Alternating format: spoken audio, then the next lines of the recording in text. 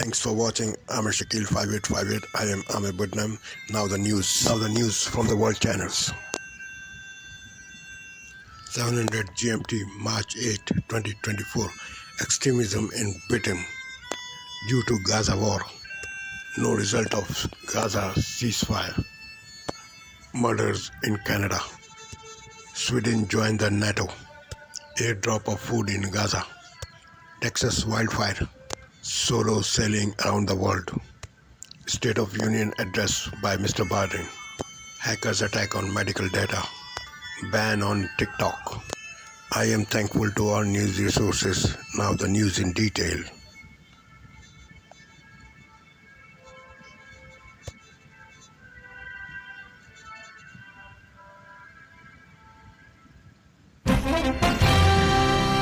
Good evening, I'm Amna Nawaz. And I'm Jeff Bennett. On the NewsHour tonight, President Biden prepares to speak to Congress and the American people in his annual State of the Union address. A cyber attack on the nation's biggest medical payment processing company cripples much of the United States healthcare system. And the UK government proposes new legislation to punish those responsible for the rising tensions triggered by the war in Gaza.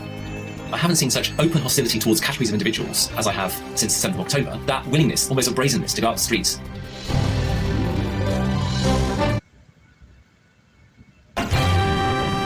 Good evening, I'm Amna Nawaz. And I'm Jeff Bennett. On the NewsHour tonight, President Biden prepares to speak to Congress and the American people in his annual State of the Union address. A cyber attack on the nation's biggest medical payment processing company cripples much of the United States healthcare system. And the UK government proposes new legislation to punish those responsible for the rising tensions triggered by the war in Gaza. I haven't seen such open hostility towards categories of individuals as I have since the 7th of October. That willingness, almost a brazenness, to go out the streets.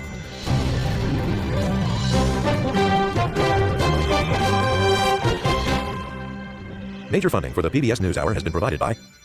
Actually, you don't need vision to do most things in life. It's exciting to be part of a team driving the technology forward. I think that's the most rewarding thing. People who know BDO. A law partner rediscovers her grandmother's artistry and creates a trust to keep the craft alive. A Raymond James financial advisor gets to know you, your passions, and the way you enrich your community. Life well planned. The Candida Fund, committed to advancing restorative justice and meaningful work through investments in transformative leaders and ideas. More at candidafund.org. Carnegie Corporation of New York, supporting innovations in education, democratic engagement, and the advancement of international peace and security at carnegie.org. And with the ongoing support of these individuals and institutions.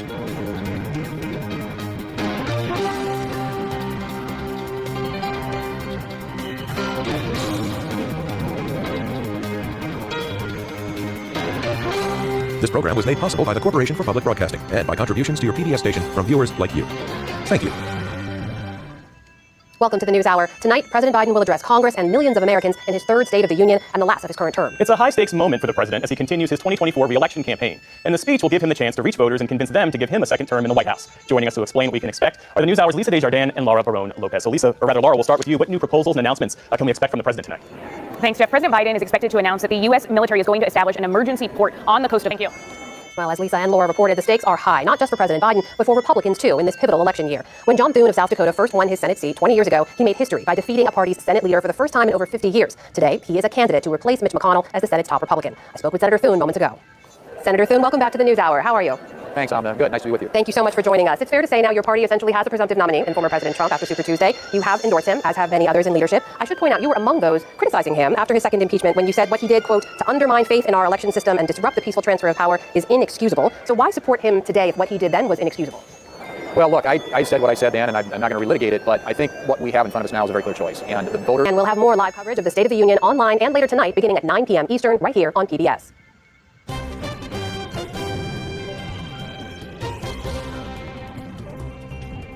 In the day's other headlines, President Biden moved closer to clinching the Democratic presidential nomination overnight. He won the Hawaii caucuses with 66% of the vote, but the choice of uncommitted received 29%. The president still needs a little over 400 delegates to wrap up the nomination.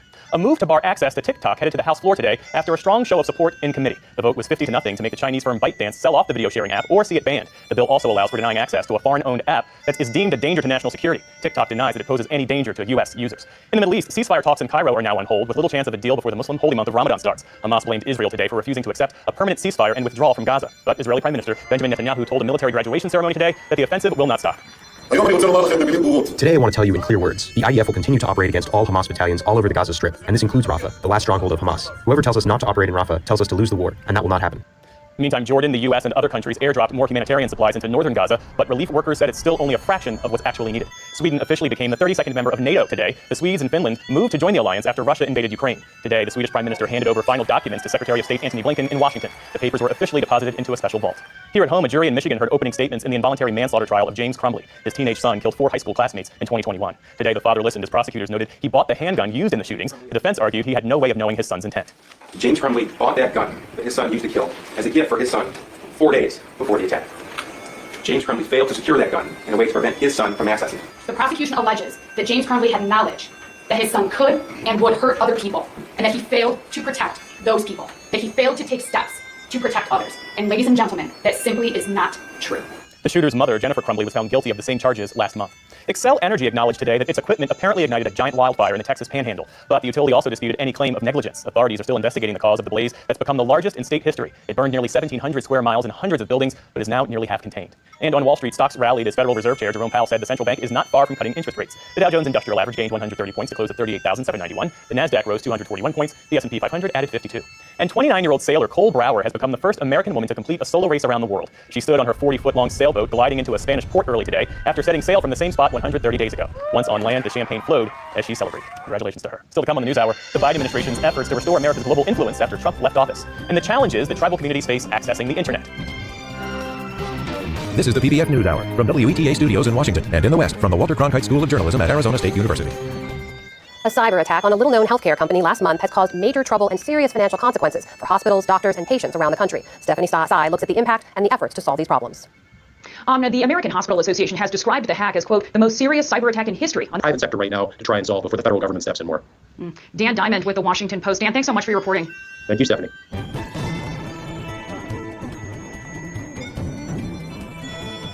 In Britain, the government there is planning new legislation to punish extremists responsible for rising tensions over the war in Gaza. As special correspondent Malcolm Brabant tells us, Prime Minister Rishi Sunak is concerned that both Jewish and Muslim communities are being targeted and that social cohesion is under threat. Support for the Palestinian cause in the city of Brighton is particularly vocal. I'm Malcolm Brabant.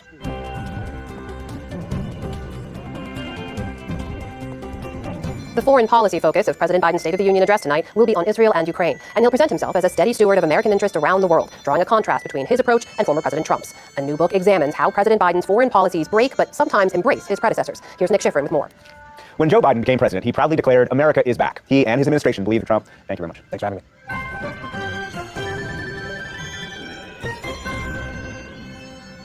And we'll be back shortly for a look at the barriers to internet access in some tribal communities. But first, take a moment to hear from your local PBS station. It's a chance to offer your support, which helps to keep programs like this one on the air.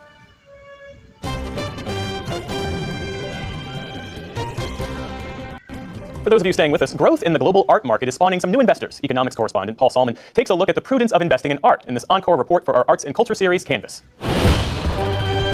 The grand opening of Artex, a European art market, which plans to start trading soon, selling shares in art like this Francis Bacon, one word.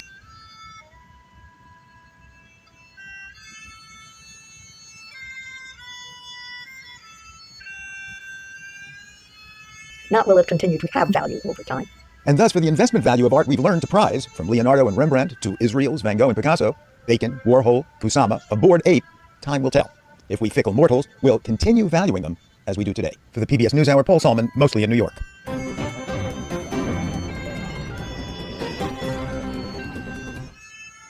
For many tribal communities in America, internet access isn't always as easy as logging onto a computer. The FCC reports almost 28% of tribal land residents lack high-speed broadband, compared to 1.5% of urban residents. The Biden administration is offering funds to change that, but as student reporter Maria Staubs from Arizona State University's Cronkite School of Journalism tells us, better connectivity may not be enough. This construction project on the Tohono O'odham Nation is bringing the 21st century to a rural part of Arizona. Here are the residents. Tribal members understand before they can run with high-speed internet, they have to first learn how to walk. For the PBS NewsHour, I'm Maria Staubs with Cronkite News on the Tohono O'odham tribal lands.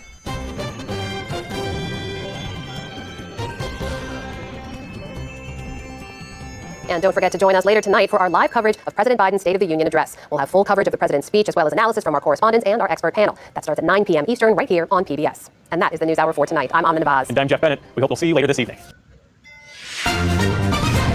On this Thursday night, mass murder in an Ottawa suburb. This has been a very difficult, complex, and active investigation. 6 people are dead, including a mother and her 4 children, in a neighborhood gripped by grief.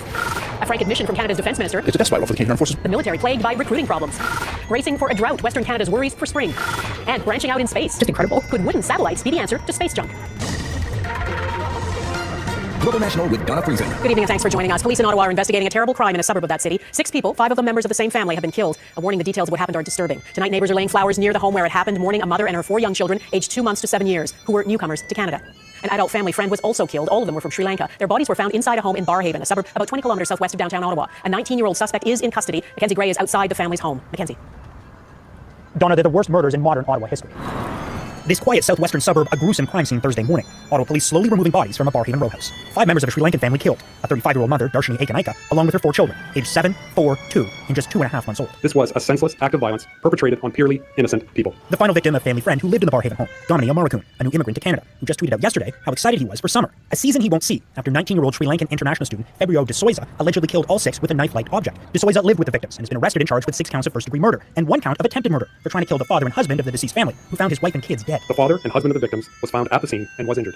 He was taken to hospital where he is in serious but stable condition. The father, who was named Danushka Vikramasinghe, according to the Canadian press, ran outside his home at approximately 11 p.m. Wednesday night, screaming for neighbors to call police. First time anyone heard anything unusual last night. It's going to take a long time for the community to kind of get over this, I'd imagine, because it's just such a shock in this neighborhood. Normally this is a very quiet area. This is a pleasant area, very safe neighborhood. Neighbors' grief also led to confusion this morning, when Ottawa police originally said the killings were a mass shooting, the mayor later correcting the record. In the normal course of events in Ottawa, there are maybe 12 or 15 homicides per year. So for 6 people to be killed in one day is incredibly shocking and devastating for our community. One thing that's not clear, Donna, the motive, and why a 19-year-old would allegedly kill 6 people, including a 2.5-month-old. So devastating. Mackenzie Gray in Ottawa. Thanks. The lawyer for Michael Spavor, one of the 2 Canadians jailed in China for nearly 3 years, says his lawsuit against the federal government is now resolved. Prime Minister Justin Trudeau was asked about the settlement today. I think recognizing that no one should have had to go through that situation, that the decision by China to use them as pawns in geopolitical games was absolutely unacceptable, which is why we're continuing to support them. According to the Globe and Mail newspaper, Spavor's settlement with the federal government is worth about $6 million. He had threatened to sue, alleging he was arrested in China because he unwittingly shared information with fellow Canadian Michael Kovrig, a former diplomat. That information, Spavor alleged, was passed on to the Canadian government. The pair was arrested in China, charged with espionage shortly after Canada detained Huawei executive Meng Wanzhou on a U.S. extradition warrant. Both men were freed in 2021, shortly after the U.S. reached a legal deal with Meng. Canada's defense minister had a blunt assessment today of the state of the Canadian armed forces. It is short about 16,000 personnel, and this is what Bill Blair, speaking at a conference on defense and security, said about recruitment. If what you have been doing for decades is no longer working for you, you can't just keep doing it. And over the past 3 years, more people have left than have entered. That is frankly, it's a death spiral for the Canadian Armed Forces. We cannot afford to continue on that pace. We've got to do something differently. Blair says his government is committed to boosting defense spending, but that fiscal realities constrain its ability to do that. Senior military commanders have also warned about a lack of military readiness with the forces. More cases of measles have been detected in this country. There are at least 19 confirmed cases now across Canada. Quebec is still the epicenter of the outbreak. There have been 2 new cases there since Monday, raising the number in that province to 12. Ontario, Saskatchewan, and BC have cases as well. Quebec's public health doctor says spring break travel means the number of cases will likely rise.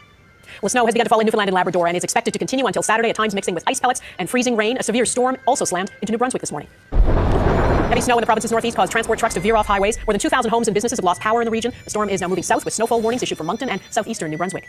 There's also some alarming new data on the planet's changing climate. According to the Copernicus Climate Change Service, last month was the hottest February on record with an average temperature of 13.5 degrees Celsius. That breaks the previous record set in 2016. It also marks the 9th consecutive month the Earth has shattered global heat records. It's been unseasonably warm in parts of Canada this year. Forecasters had warned the climate phenomenon El Niño would lead to above average temperatures and low precipitation. In Toronto, the average temperature this winter was 0.3 degrees. That's the first time the average has been above freezing. In the West, there are now serious concerns about drought in the months to come. Heavy York's West looks at the scramble to prepare.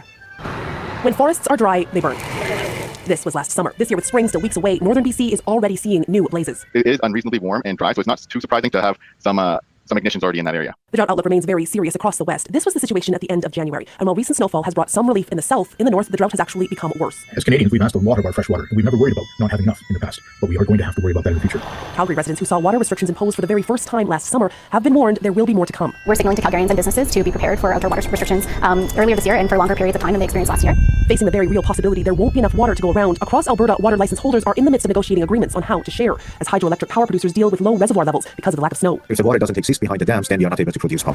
BC Hydro says it expects to meet electricity needs this year by importing power through its connected hydroelectric system. But climate scientists warn there will be more hot, dry years ahead, meaning Western Canada is going to have to adapt to a future with less water. Heather York's West Global News, Calgary.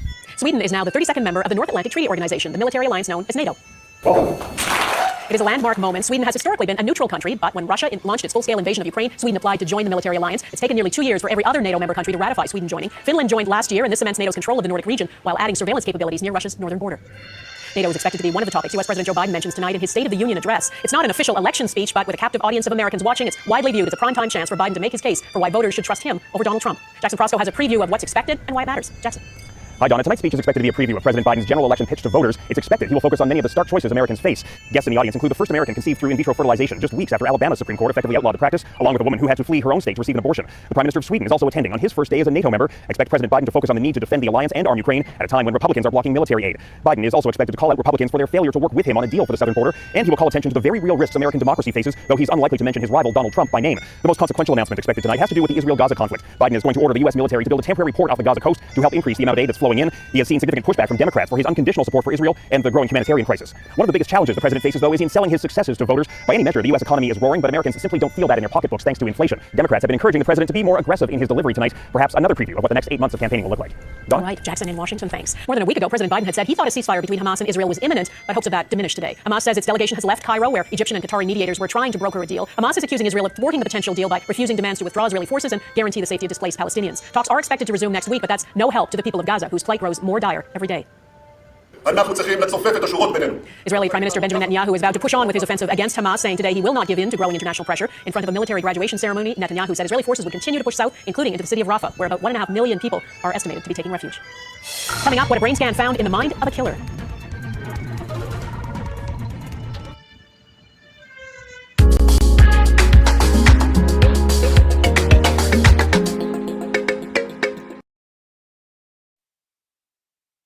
In the U.S., a special commission investigating Maine's deadliest mass shooting has revealed what was going on inside the killer's brain. Last October, U.S. Army reservist Robert Card killed 18 people in Lewiston. After a 2-day manhunt, he was found dead of a self-inflicted gunshot wound. Heidi Petracek reports.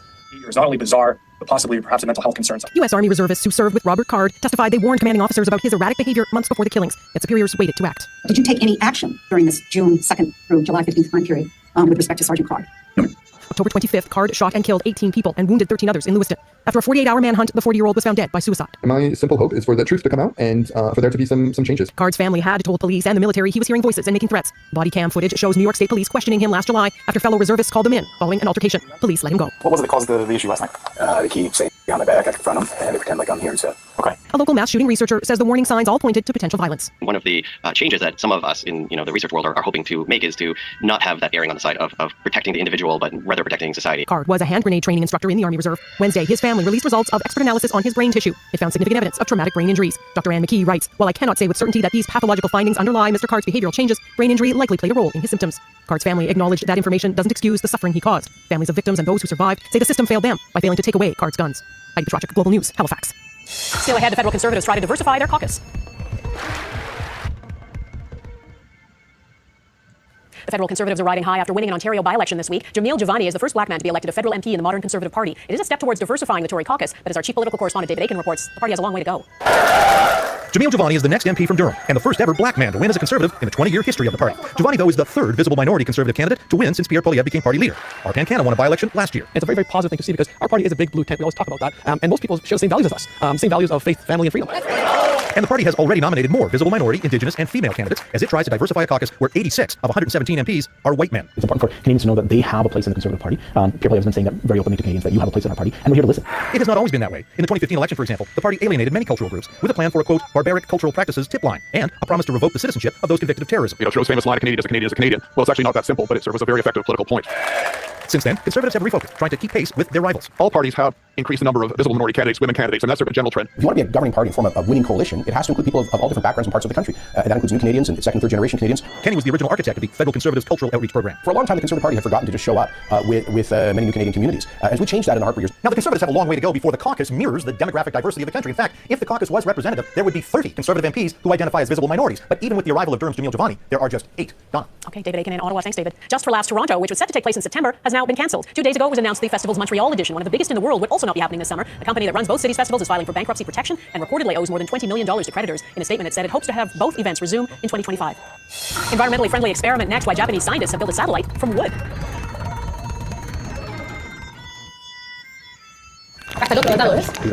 A team of archaeologists from Chile and Argentina have discovered South America's oldest known cave paintings, 895 of them. They were found about 1,000 kilometers from Buenos Aires. They date back more than 8,000 years and show evidence of the artistic ability and cultural learning passed down by hunter-gatherer societies. When we think about what humans launch into Earth's orbit, it's usually large satellites made of metal. But a team in Japan is going against the grain. Not only are they planning to launch the world's first wooden satellite, what they built is no larger than a small gift box. As Eric Sorensen explains, it's putting the spotlight on sustainability, even in space. Thousands of discoveries have been made on the International Space Station, from growing food in space to breakthroughs in disease to understanding the human body. With all that innovation, a low-tech experiment with pieces of wood kind of goes against the grain. 3 types of wood were placed outside the Japanese module on the ISS for 10 months to test resilience. Scientists were astounded. The wood was so unchanged, they've started work on wooden satellites, the first to be launched this summer. They found magnolia wood fared the best, resistant to extreme temperatures, and in space there are no organisms to rot the wood or oxygen to burn it up. The wood has held up surprisingly well, which is just incredible. It sounds like something out of Star Wars. The Ewoks' primitive wooden weapons outperformed the technologically advanced evil empire. But the Japanese have long appreciated the lasting properties of wood, producing temples that have stood for hundreds of years. It kind of makes sense that it would come from Japan, which has this really long-standing history of creating resilient wood structures, and now expand that into space, where they want to see not only can they build satellites from wood, but could they actually build full habitats. In addition to being made out of wood, what's remarkable is the satellite's diminutive size, just 10 centimeters cubed. You could hold it in your hand, and virtually all of the components are contained inside the satellite, including antennas that can be damaged on the outside. Because radio and electronic waves can pass through the wood, everything will work inside without interference as the little satellite orbits the Earth. Wooden CubeSats could be outfitted with magnetic sensors or environmental scanners. We miniaturized so much technology, and now we can launch it into space in these really, really small packages. Another feature of wood, it's a renewable resource, so there's always more where that came from. And unlike aluminum satellites that can leave a trail of environmentally hazardous metal re-entering the atmosphere, when a wooden satellite inevitably falls back to Earth, it should burn up entirely. Knock on wood. Eric Sorensen, Global News, Toronto. And that is Global National for this Thursday. I'm Donna Friesen. Tonight's Here Canada is something special. A pair of bald eagles has nested in Toronto. It's the first time this has ever been documented in Canada's largest city. Back in the 1960s, bald eagles were at risk of extinction. Last year, they were removed from a list of at-risk species in Ontario. Thanks for watching. Jeff Semple will be at the Anchor Desk tomorrow, and I'll see you again next week. Bye-bye.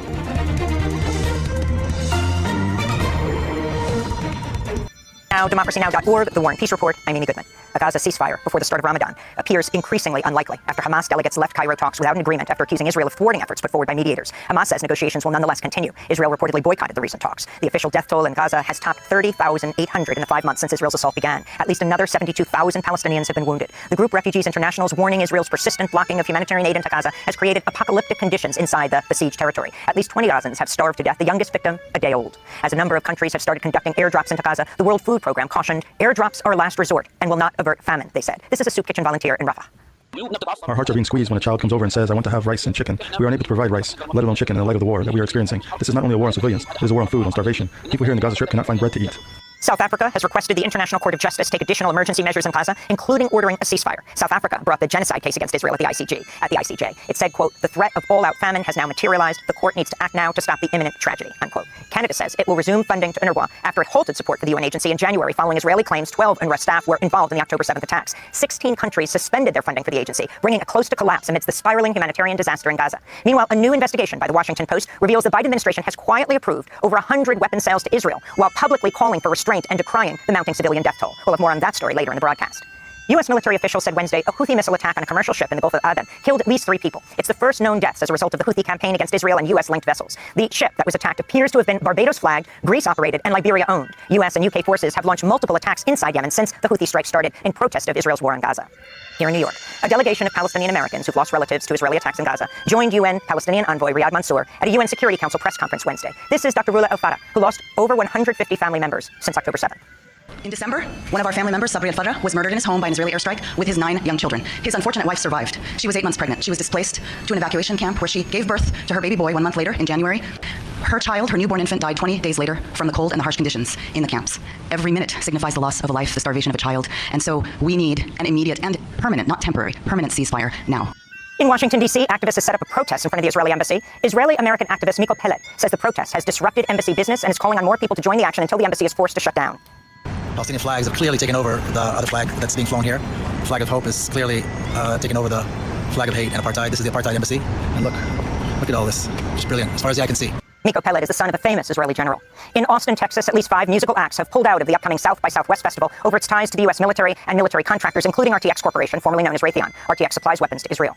Outside the United States, Brazil's Central Workers Union, which represents over 7.4 million workers, has called on the Brazilian government to cancel all military cooperation with Israel. In Canada, rights groups are suing the Global Affairs Ministry for exporting military goods and technology to Israel during its assault on Gaza.